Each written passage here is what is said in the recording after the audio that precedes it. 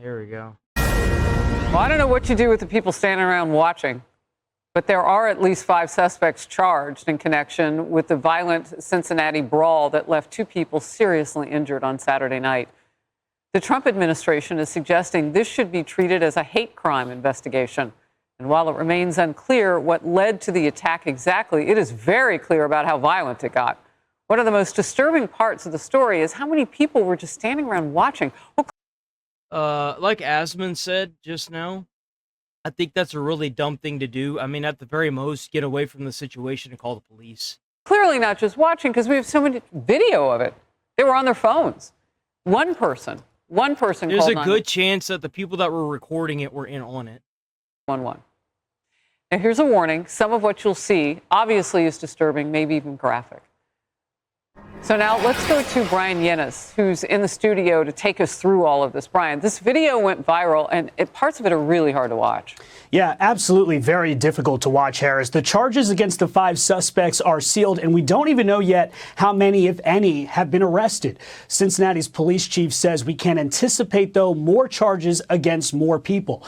Now, look, the video shows a white man being punched and kicked by a group of black people in downtown Cincinnati on Saturday at 3 a.m. The police have not said how or why the verbal altercation now involved, yet only one person.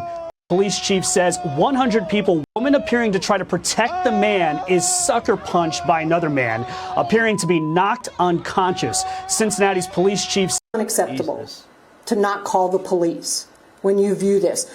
Traffic was horrendous. People saw this. They were fighting in front of traffic. Why didn't somebody call us?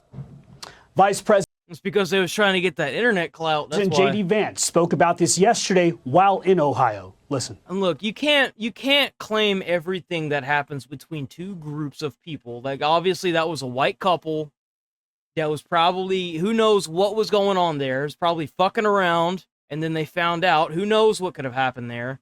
It's not like people that are of a black color are just going up to people's cars and pulling them out. What happened prior to this? What I saw is a mob. The Trump administration's What you saw is assistant what was recorded. What happened? Attorney General for Civil Rights, Harmeet Dillon, suggested hate crime charges could be filed. A video does not depict the entire incident. Exactly. One video, for instance, we've seen shows had not contacted any of the victims as of yesterday when that statement came out. 6 minutes for anybody to get there, and there was no ambulance in the area. I mean, that woman on the ground, that's a lot.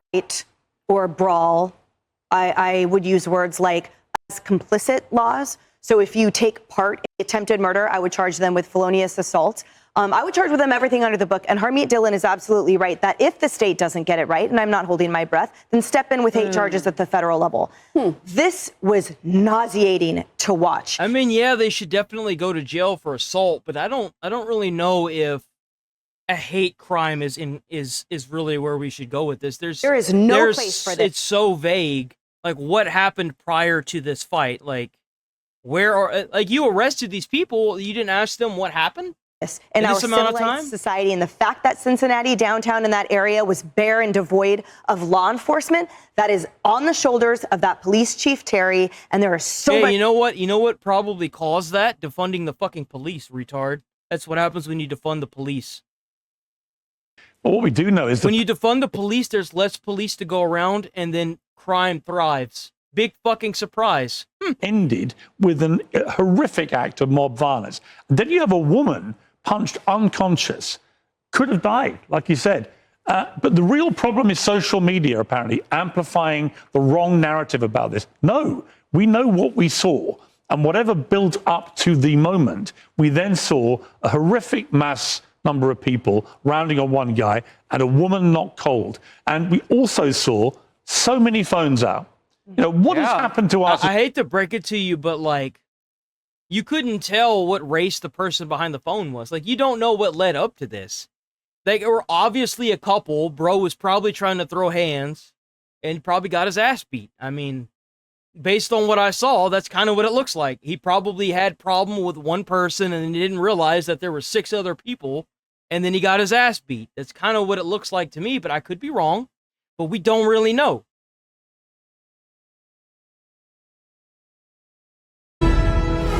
go. 5 have been charged so far in the brutal mob beatdown of 3 adults in downtown Cincinnati. Police releasing the names of 2 suspects who were arrested today. Others, they don't know where they are. 34-year-old Montianez Merriweather and 24-year-old Dekira Vernon, both charged with felonious assault and aggravated rioting. Look, this was depraved and vicious. Anyone who watched this hideous video would agree. Of course, I warn you, it's graphic. You can only watch so much of this. You know, it didn't stop there. They stomped all over both of those men, and then one of the thugs smashed a woman to the ground. She fell flat on the pavement, unconscious.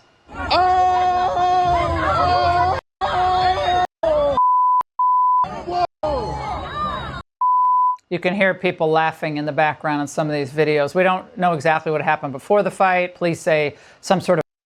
Like, there obviously something going on here because, like, there's black people helping up the white people. I don't know what the fuck y'all talking about. Like, trying to say that it's some kind of weird fucking racially charged thing. This is obviously a fucking propaganda thing that they're trying to fucking push for some odd reason. A verbal altercation, but by the time they arrived on the scene, obviously the fight was over. The people were unconscious. Hey, Sean Hannity here. Hey, click here. I think that maybe they fucking said something they shouldn't have to some people and then they got their ass whipped. But I unfortunately, I think that the lady probably definitely didn't deserve that. Like, if I'm being honest, like, she was probably just trying to help out, you know, and then she got caught up in that. I do feel really bad about that. But I don't know about